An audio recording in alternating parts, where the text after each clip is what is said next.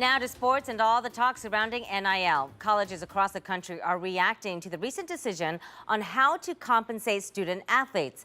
Today, we're hearing from Ohio State for the first time, so let's get right to Dom DeBerry with that. Dom? Well, Ange, it is a new world when it comes to college athletics. Schools are now allowed to pay their athletes. Today, Ohio State Athletic Director Ross Bjork met with the media for like almost an hour and a half to talk about some of that and the other hot topics that's going on in college athletics. The university, though, will allocate $18 million that will be used to pay the athletes in football, men's and women's basketball, as well as women's volleyball. $2.5 million will be allocated to pay for 91 scholarships to a number of different sports.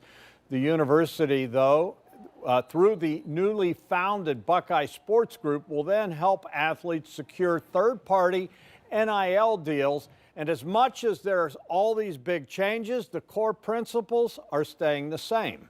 The fundamentals of what we do are not going to change, right? We're going to educate young men and women in our programs. We're going to have fun playing the games. The games are what make it fun. All the hard work that these young people put into the program, that's kind of the culmination is game day. But everything in between, like we talked about, is all changing. And so we have to adapt. We have to evolve. There's legal things in our forefront, all those things. So just the ability to be at Ohio State, to be on the leading edge of all of this, we're always going to be on the right side of the equation.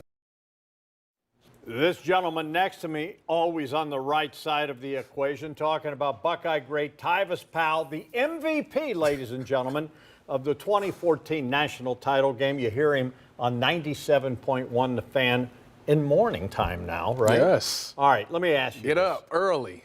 Well, I will see how you do because you've been up a long time. Football, men's and women's basketball, women's volleyball will get the money that they're allocating. Yes. Can we assume the majority of that money, though, is going to football? Yeah, I think you do, because football brings in a lot of revenue, and it's no secret to anybody. I think you have to take care of your big fish. Now, when I seen the four teams get announced of where the money was going, I was a little disappointed because I wanted women's hockey to be in there, men's lacrosse. I think they do a good job of bringing in revenue as well, but you have to take care of the football team. All right, Tyvis, there is this new group called the Buckeye Sports Group. They will help the kids land NIL deals from third-party businesses. Yes. There's rules. And anyone that gets an NIL deal, it has to be okayed through a new clearinghouse. Is this a good thing?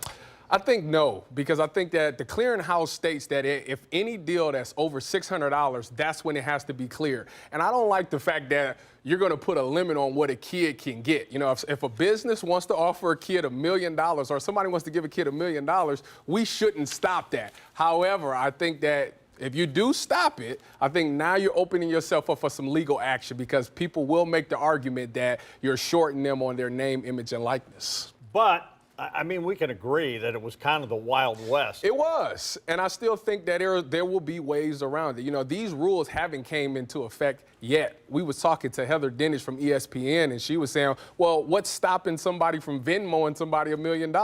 There's no rule to stop that right now. So I think right now we have to figure out a way to make sure we cover everything so guys aren't getting extra dollars from other places. All right, last thing. We can agree that football is king, especially at Ohio State here in Columbus, Ohio.